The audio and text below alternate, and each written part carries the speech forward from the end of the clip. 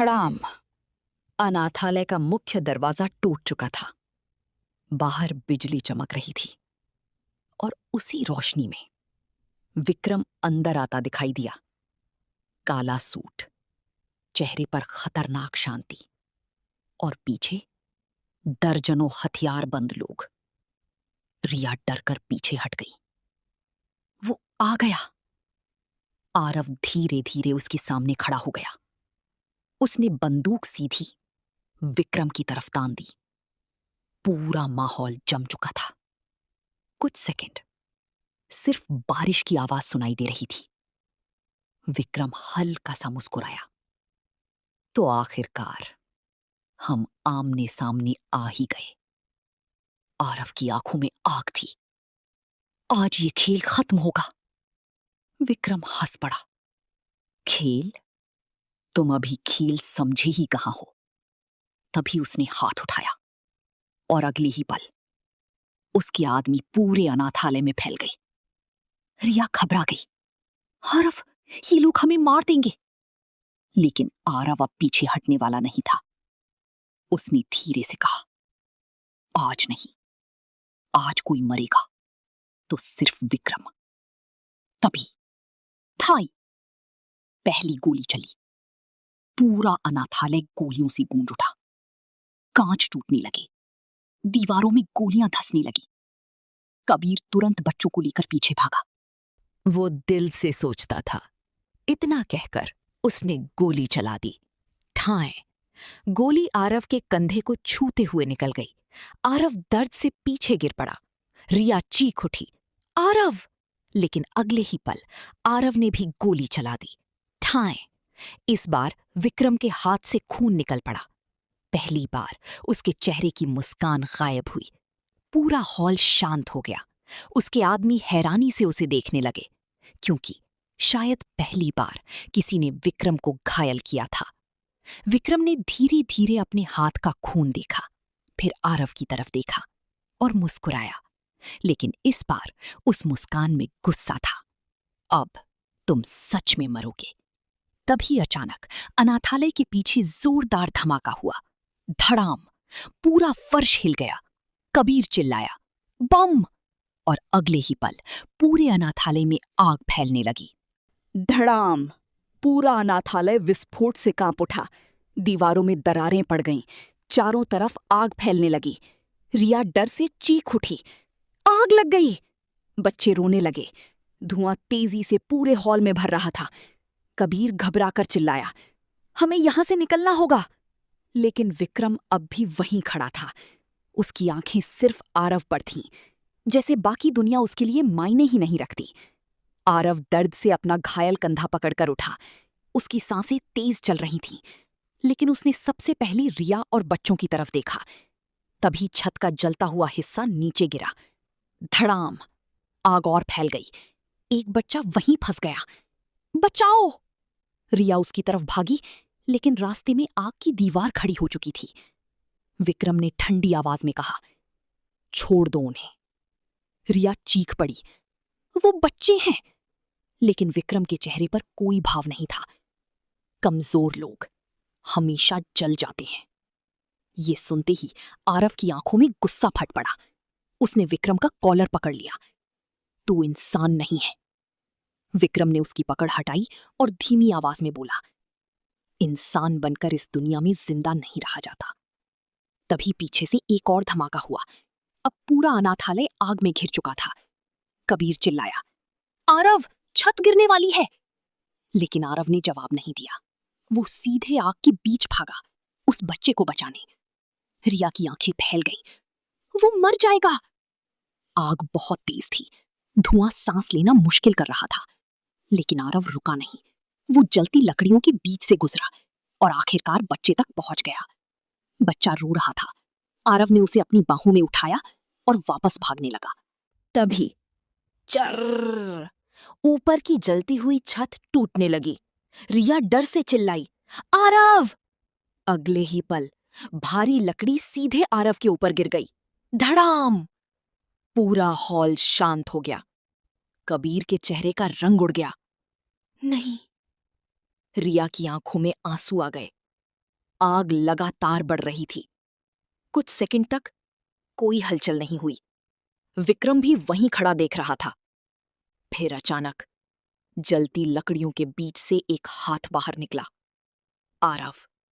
उसके हाथों में अब भी बच्चा सुरक्षित था। रिया की आंखें भर आईं।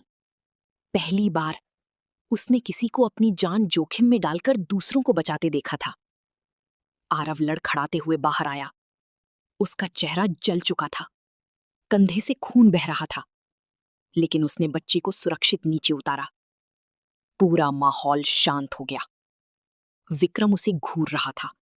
उसकी आंखों में पहली बार अजीब सा भाव दिखाई दिया, गुस्सा या शायद सम्मान। तभी दूर से पुलिस सायरन की आवाज आने लगी। पीयूं, पीयूं। कबीर चौंक गया। पुलिस? विक्रम हल्का सा मुस्कुराया। आज तुम्हारी किस्मत अच्छी है। फिर उसने रिया की तरफ देखा। चलो। लेकिन इस बार रिया पीछे हट गई। मैं आपके साथ नहीं जाऊंगी। पूरा माहौल अचानक जम गया। विक्रम की आंखें ठंडी हो गईं। क्या कहा तुमने? रिया धीरे धीरे आरव के पास आकर खड़ी हो गई। मैं अब डरकर नहीं जीना चाहती। विक्रम कुछ सेकंड उसे देखता रहा। फिर उसने धीमी आवाज में कहा, ठीक है, अब अगली बार मैं तुम्हें बचाने नहीं आऊंगा। इतना कहकर वो मुड़ा और आग के बीच गायब हो गया। लेकिन जाते जाते उसने आखिरी बार आरव की तरफ देखा और मुस्कुराया, जैसे असली खेल अब शुरू हुआ हो। बारिश अब भी रुकने का नाम नहीं ले रही थी। अनाथालय आधा जल चुका था। चारों तरफ धुआं, पुलिस सायरन और लोगों की चीखें गूंज रही थीं। कबीर जल्दी जल्दी बच्चों को बाहर निकाल रहा था। रिया एक कोने में खड़ी कांप रही थी। उसकी आंखें बार बार उसी दिशा में जा रही थीं जहां विक्रम गायब हुआ था। आरव घायल हालत में दीवार के सहारे बैठा था। उसके हाथ जल चुके थे, कंधे से अब भी खून बह रहा था। रिया धीरे धीरे उसके पास आई। कुछ सेकंड तक वो चुप रही, फिर बोली, तुम पागल हो। आरव हल्का सा मुस्कुराया। ये पहली बार नहीं सुना। रिया की आंखें भर आईं। तुम मुझे जानते भी नहीं, फिर भी मेरी वजह से अपनी जान दांव पर लगा दी। आरव ने उसकी तरफ देखा, क्योंकि किसी ने मुझे भी कभी नहीं बचाया था। ये सुनते ही रिया चुप हो गई। तभी कबीर भागता हुआ आया। हमें यहां से निकलना होगा, पुलिस किसी भी वक्त अंदर आ सकती है। आरव खड़ा होने की कोशिश करने लगा, लेकिन दर्द से लड़खड़ा गया। रिया ने तुरंत उसे संभाला। तुम्हें अस्पताल जाना चाहिए। आरव ने सिर हिलाया। नहीं, विक्रम सबसे पहले वहीं ढूंढेगा। कबीर बोला, तो अब कहां जाएंगे? कुछ सेकंड तक सन्नाटा रहा। फिर आरव धीरे से बोला, शेर का पुराना सेफ हाउस। कट टू शहर के बाहर, घने जंगलों के बीच, एक पुराना लकड़ी का घर। बाहर से देखने पर वो टूटा हुआ लग रहा था, लेकिन अंदर पूरा घर हाईटेक सुरक्षा से भरा था। रिया हैरान रह गई। शेर ने ये जगह छुपा रखी थी? कबीर बोला, शायद किसी बुरे दिन के लिए। आरव सोफे पर बैठ गया। दर्द अब बढ़ चुका था। रिया फर्स्ट एड बॉक्स लेकर आई। बैठो, गोली का घाव साफ करना होगा। आरव उसे चुपचाप देखता रहा। रिया उसके कंधे का खून साफ कर रही थी, लेकिन उसके हाथ कांप रहे थे। आरव ने पूछा, तुम विक्रम से इतनी डरती क्यों हो? रिया कुछ सेकंड चुप रही, फिर धीरे धीरे बोली, क्योंकि मैंने उसका असली चेहरा देखा है। पूरा कमरा शांत हो गया। रिया की आंखें भर आईं। वो पहले ऐसा नहीं था, लेकिन एक रात सब बदल गया। तभी अचानक घर के बाहर किसी गाड़ी की आवाज आई। तीनों तुरंत सतर्क हो गए। कबीर खिड़की की तरफ भागा और अगले ही पल उसका चेहरा उतर गया। आरव, हमारा पीछा किया गया है। बाहर दर्जनों काली गाड़ियां घर को घेर चुकी थीं और उनके बीच धीरे धीरे एक आदमी बाहर निकला। लंबा काला कोट, हाथ में बंदूक, और चेहरे पर डरावनी मुस्कान। रिया कांप उठी। नहीं, ये विक्रम नहीं है, ये उससे भी ज्यादा खतरनाक है। पुरानी लकड़ी के घर के बाहर बारिश लगातार हो रही थी। दर्जनों काली गाड़ियां घर को चारों तरफ से घेर चुकी थीं। हेडलाइट्स की रोशनी अंधेरे को चीर रही थी और उन रोशनियों के बीच वो आदमी खड़ा था। लंबा काला कोट, चेहरे पर हल्का सा निशान और आंखों में खतरनाक ठंडापन। रिया का चेहरा डर से सफेद पड़ चुका था। ये काला शिकारी है। कबीर घबरा गया। कौन? रिया कांपती आवाज में बोली। विक्रम का सबसे खतरनाक आदमी, जिसे ढूंढने भेजा जाए वो इंसान कभी वापस नहीं आता। आरव धीरे धीरे खड़ा हुआ। उसका घायल कंधा अब भी दर्द कर रहा था, लेकिन उसकी नजर सिर्फ बाहर खड़ी उस आदमी पर थी। तभी घर के बाहर से भारी आवाज आई। आरव, तुम्हारे पास 2 मिनट हैं। रिया को बाहर भेज दो, वरना पूरा घर जला दूंगा। पूरा कमरा शांत हो गया। कबीर ने तुरंत बंदूक उठाई। हम लड़ेंगे। लेकिन रिया ने सिर हिलाया। उसकी आंखों में आंसू थे। नहीं, तुम लोग नहीं जानते वो क्या कर सकता है। तभी बाहर काला शिकारी धीरे धीरे मुस्कुराया।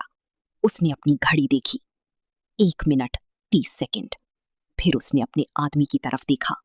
आदमी ने तुरंत पेट्रोल का डिब्बा उठाया। कबीर घबरा गया। ये सच में घर जला देगा। रिया ने आरव की तरफ देखा। मुझे जाने दो, आरव ने तुरंत कहा। नहीं, रिया चिल्लाई, मेरी वजह से तुम सब मर जाओगे। लेकिन आरव की आवाज बिल्कुल शांत थी। मैं उन लोगों में से नहीं जो अपने लोगों को छोड़ दें। ये सुनकर रिया पहली बार उसे अलग नजरों से देखने लगी। तभी बाहर से फिर आवाज आई। समय खत्म। अगले ही पल घर की खिड़कियों पर पेट्रोल फेंका जाने लगा। कबीर चिल्लाया, आरव! लेकिन उसी समय आरव की नजर दीवार पर लगे पुराने नक्शे पर गई। उसे कुछ याद आया। सेफ हाउस, इसमें एक और रास्ता होना चाहिए। वो तेजी से कमरे में इधर उधर देखने लगा। तभी उसे फर्श के नीचे लोहे की एक रिंग दिखाई दी। उसने पूरी ताकत से उसे खींचा। चर्र! फर्श खुल गया। नीचे अंधेरी सुरंग थी। कबीर की आंखें चमक उठी। बचने का रास्ता। लेकिन तभी धड़ाम! मुख्य दरवाजा टूट गया। काला शिकारी अंदर आ चुका था। उसके हाथ में लंबी बंदूक थी और चेहरे पर डरावनी मुस्कान। पूरा कमरा जम गया। कुछ सेकंड तक सिर्फ बारिश की आवाज सुनाई दे रही थी। फिर उसने धीरे से कहा, विक्रम सही कहता था, तुम सच में दिलचस्प हो। आरव ने बंदूक तान दी। 1 कदम और आगे बढ़ा तो गोली मार दूंगा। लेकिन काला शिकारी हंस पड़ा। तुम अभी भी सोचते हो कि ये खेल बंदूक से जीता जाएगा। तभी अचानक उसने बिजली की तेजी से गोली चलाई। टाई! गोली सीधे आरव की तरफ आई। लेकिन तभी देवराज ने आखिरी बार हाथ बढ़ाया और आरव का हाथ पकड़ लिया। अब दोनों आग के किनारे लटक रहे थे। नीचे सिर्फ मौत थी। ऊपर गिरती हुई छत। टाइमर 005, 004। देवराज हंस रहा था। अब साथ मरेंगे। ठाएं! गोली हवा को चीरती हुई सीधा आरव की तरफ आई। सब कुछ जैसे धीमा पड़ गया। रिया डर से चीखी, आरव! लेकिन आखिरी सेकंड में आरव नीचे झुक गया। गोली उसके पीछे दीवार में जा धंसी। धड़ाम! लकड़ी के टुकड़े हवा में उड़ गए। काला शिकारी मुस्कुराया। अच्छा रिफ्लेक्स है। आरव ने तुरंत जवाबी फायर किया। ठाएं ठाएं! लेकिन काला शिकारी बिजली की तरह साइड में हट गया। उसकी चाल इंसानों जैसी नहीं लग रही थी। कबीर घबरा गया। ये आदमी है या मशीन? पूरा घर अब गोलियों से गूंज रहा था। रिया सुरंग के पास खड़ी कांप रही थी। उसे समझ नहीं आ रहा था, भागी या रुके। तभी काला शिकारी तेजी से आगे बढ़ा और सीधा आरव के सामने आ गया। उसने बंदूक पकड़कर इतनी जोर से मोड़ी कि वो टूट गई। चक! आरव हैरान रह गया। अगले ही पल काला शिकारी ने उसे जोरदार मुक्का मारा। धड़ाम! आरव दीवार से टकराकर नीचे गिर पड़ा। रिया चीख उठी, बस करो! लेकिन काला शिकारी अब भी शांत था। उसने धीरे धीरे अपनी जेब से चाकू निकाला, लंबा, चमकता हुआ, खतरनाक। विक्रम ने कहा था तुम्हें जिंदा पकड़ना है, लेकिन अगर जरूरत पड़ी तो हाथ पैर तोड़ने की इजाजत है। बारिश की बूंदें लगातार जमीन पर गिर रही थीं, लेकिन उस पल आरव को कुछ सुनाई नहीं दे रहा था।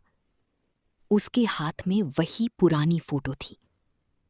फोटो में उसकी मां खड़ी थी, जिंदा। आरव की सांस अटक गई। ये झूठ है। उसकी आवाज कांप रही थी। देवराज धीरे धीरे मुस्कुराया। काश झूठ होता।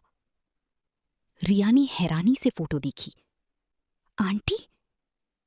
कबीर अवाक रह गया। लेकिन आरव की मां तो... देवराज ने उसकी बात काट दी। मरी नहीं थी। पूरा पहाड़ फिर सन्नाटे में डूब गया। आरव की आंखें लाल हो चुकी थीं। अगर वो जिंदा थी तो इतने साल कहां थी? देवराज कुछ सेकंड चुप रहा, फिर बोला, मेरे पास। धक! आरव का गुस्सा फट पड़ा। उसने बंदूक सीधा देवराज की माथे पर तान दी। तूने मेरी मां को कैद करके रखा? चारों तरफ गार्ड्स ने फिर बंदूकी तान दी। रिया डर गई। आरव, शांत हो जाओ। लेकिन अब आरव पूरी तरह टूट चुका था।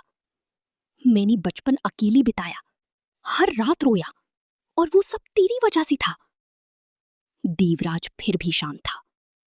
तुम्हारी मां तुम्हारी कमजोरी थी, और ब्लैक एम्प... ये तेरे साम्राज्य का अंत है। और अगले ही पल उसने देवराज के हाथ पर जोरदार लात मारी। देवराज का हाथ छूट गया।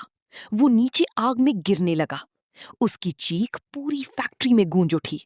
नहीं! धड़ाम! भयंकर विस्फोट हुआ। पूरी फैक्ट्री आग के गोले में बदल गई। विक्रम, कबीर और रिया ने आरव को बाहर खींच लिया, और अगले ही सेकंड पूरा ब्लैक एम्पायर बेस आसमान में उड़ गया। आग की लपटें कई मंजिल ऊपर तक उठ गईं। कुछ सेकंड तक सब कुछ शांत हो गया, सिर्फ जलती हुई फैक्ट्री और राख। रिया रोते हुए आरव को पकड़कर बैठ गई। खत्म हो गया। आरव चुपचाप जलते हुए मलबे को देख रहा था। उसकी आंखों में अब गुस्सा नहीं था, सिर्फ खालीपन। विक्रम धीरे धीरे उसके पास आया। देवराज मर चुका है। ब्लैक एम्पायर खत्म हो गया। लेकिन तभी आरव की जेब में रखा पेनड्राइव हल्का सा ब्लिंक करने लगा। Beep, beep. सबकी नजर उस पर गई। कबीर धीरे से बोला, ये अब क्यों चालू हुआ? और अगले ही पल पेनड्राइव से एक ऑटोमेटिक वॉइस गूंजी, अगर तुम ये सुन रहे हो तो इसका मतलब देवराज मर चुका है। पूरा माहौल फिर जम गया, क्योंकि वो आवाज देवराज की नहीं थी।